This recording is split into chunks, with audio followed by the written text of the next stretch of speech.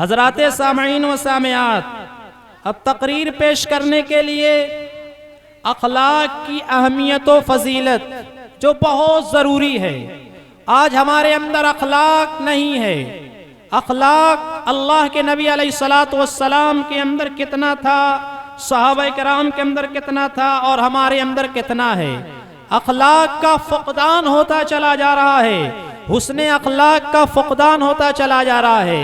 اس لیے اخلاق کی اہمیت و فضیلت پر تقریر پیش کرنے کے لیے ازکا جمی بنت عبد الرحمن متعلم درجہ پنجم تشریف لائیں اور تقریر پیش فرمائیں۔ السلام علیکم ورحمۃ اللہ وبرکاتہ۔ الحمد للہ رب العالمین الرحمن الرحیم، والصلاة والسلام على من هو على خلق عظیم۔ اما بعد، صدر جلسہ و معزز حضرات گرامی، حسن اخلاق کی اہمیت و عظمت سے سب واقف ہیں۔ ہر مذہب اس کا قائل ہے، بلکہ اس کے قائل ملحدین بھی ہیں، وہی جو خدا کو نہیں مانتے، جنت جہنم کو تسلیم نہیں کرتے، نہ 7 جنم کے قائل ہیں، نروان وغیرہ کو بھی تسلیم نہیں کرتے۔ ان کے یہاں جیسے ہی موت آئی، کھیلا ختم۔ اس کے باوجود حسن اخلاق کے وہ بھی کسی نہ کسی درجہ میں قائل ہیں۔ حسن اخلاق ایسی چیز ہے جس کا ہر شخص بھوکا ہے۔ ہر ایک کی خواہش ہے کہ سامنے والا اس سے اخلاق سے پیش آئے۔ ہر ایک کی خواہش ہے کہ سامنے والا نرمی و مہربانی سے کلام کرے، مگر یہ کہ اپنی باری میں سب بھول جاتے ہیں۔ سخت بات کو کڑوا کہہ کر چھٹکارا حاصل کیا جاتا ہے۔ جبکہ وقت کے نبی حضرت موسیٰ و ہارون علیہ السلام کو اللہ تعالیٰ فرعون کے پاس بھیجتے ہیں تو کہتے ہیں فَقُولَا لَهُ قَوْلًا لَّيِّنًا کہ فرعون سے نرم کلام کرنا۔ حضرات سامعین، جب ہماری بات آتی ہے تو یہی زبان پر آتا ہے جیسے کو تیسا اور اینٹ کا جواب پتھر سے، مگر یہ کہنا مناسب نہیں، چونکہ ہمیں خلق عظیم کی تعلیم دی گئی ہے۔ ہمارے آقا حضرت محمد صلی اللہ علیہ وسلم سراپا خلق عظیم کے مجسم تھے، جیسا کہ قرآن کہتا ہے اِنَّكَ لَعَلَىٰ خُلُقٍ عَظِيمٍ۔ خلق عظیم آخر ہے کیا؟ خلق عظیم کہتے ہیں برائی کا بدلہ بھلائی سے دینا، آگ کا جواب پانی سے دینا، اور کانٹوں کا جواب پھولوں سے دینا۔ حضرات گرامی، آپ صلی اللہ علیہ وسلم کے اخلاق، بالخصوص خلق عظیم کا مظہر دیکھیے کہ آپ طائف میں ہیں۔ اہل طائف آپ کو گالیاں دے رہے ہیں، برا بھلا کہہ رہے ہیں، پتھروں کی بارش سے لہو لہان ہے، اتنا لہو لہان کہ آپ کے جوتے خون سے بھرے ہوئے ہیں۔ پہاڑ کا فرشتہ آتا ہے اور کہتا ہے کہ ان کو ان دونوں پہاڑوں کے درمیان پیس دوں۔ اس کے باوجود آپ ان کے لیے دعا کرتے ہیں، جس کا نتیجہ یہ ہوا کہ چند سالوں میں پورا کا پورا قبیلہ بنو ثقیف مسلمان ہوتا ہے۔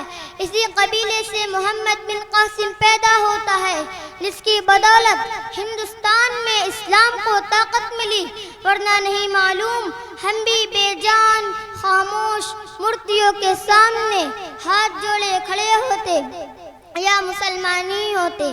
جنگ احد میں کچھ صحابہ سے کچھ غلطی ہو گئی، جس سے شکستنما حالات ہو گئے۔ قرآن کے مطابق اس وقت بھی آپ نے ان پر سختی نہیں کی، بلکہ خدا حکم دے رہا ہے کہ آپ انہیں معاف کر دیں، ان کے لیے استغفار کریں اور ان سے مشورہ بھی کریں۔ میری مائیں اور بہنیں، ہمیں ہر موقع پر اخلاق کی تعلیم دی گئی ہے، یہاں تک کہ آئینہ دیکھنے کی دعا ہے اللہم انت حسنت خلقی فحسن خلقی۔ اے اللہ، تو نے مجھے خوبصورت بنایا، میرے اخلاق و کردار کو بھی خوبصورت بنا دے۔ ایک حدیث میں آیا ہے اِنَّا مِنْ خیرکم احسنکم خلقا، سب سے بہتر شخص وہ ہے جس کے اخلاق سب سے اچھے ہو۔ آپ یہاں تک فرماتے ہیں بعثت لأتمم مکارم الاخلاق، مجھے نبی اس لیے بنایا گیا تاکہ حسن اخلاق کو مکمل کروں۔ ایک حدیث میں یہ بھی ہے مومن آدمی حسن اخلاق سے روزہ رکھنے والے اور رات بھر عبادت کرنے والے کا درجہ حاصل کر لیتا ہے۔ مکہ میں آپ صلی اللہ علیہ وسلم اور آپ کے اصحاب پر جو مظالم ڈھائے گئے اس سے کون ناواقف ہے؟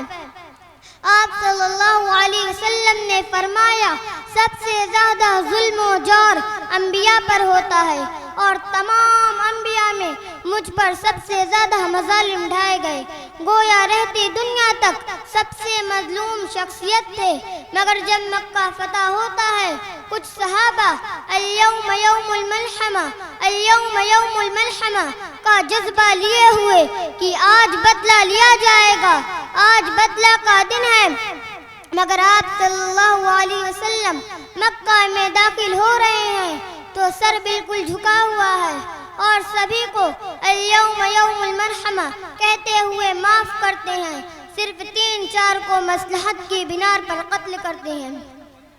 آپ کو کوئی بلاتا تو مکمل اس کی طرف گھوم جاتے، خندہ پیشانی سے ملتے، ہاتھ ملاتے تو خود ہاتھ چھوڑنے میں پہل نہیں کرتے، وعدہ کرتے تو پورا کرتے، قرض وغیرہ کوئی وقت سے پہلے مانگتا تو پہلے ہی دے دیتے اور بڑھا کر دیتے، رشتہ داروں کو جوڑتے، لوگوں کو آپس میں ملاتے، یہاں تک کہ اوس اور خزرج کی 120 سالہ دشمنی کو ختم کرایا، حجر اسود کے کعبہ میں لگانے کے جھگڑے کو ختم کرایا۔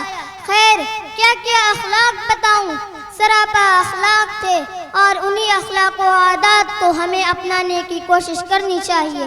اللہ ہمیں بھی حسن اخلاق کا پیکر بنائے، اسوہ رسول کو اپنانے کی توفیق عطا فرمائے، آمین۔ وآخر دعوانا ان الحمد للہ رب العالمین۔ السلام علیکم ورحمۃ اللہ وبرکاتہ۔ ماشاء اللہ، معصوم سی اور ننھی سی بچی نے ایک بہت عظیم عنوان پر بہترین انداز میں اور بہترین مواد کے ساتھ تقریر پیش کیا۔ آپ حضرات سے گزارش ہے کہ اس معصوم بچی کی تقریر کو عملی جامہ پہنایا جائے، یعنی اخلاق اور حسن اخلاق کو، اخلاق کریمانہ کو اپنی زندگی کے اندر لانے کی کوشش کی جائے۔ اللہ ہم سب کو اخلاق کریمانہ پر زندگی گزارنے اور اپنے اندر لانے کی طاقت پیدا فرمائے، آمین۔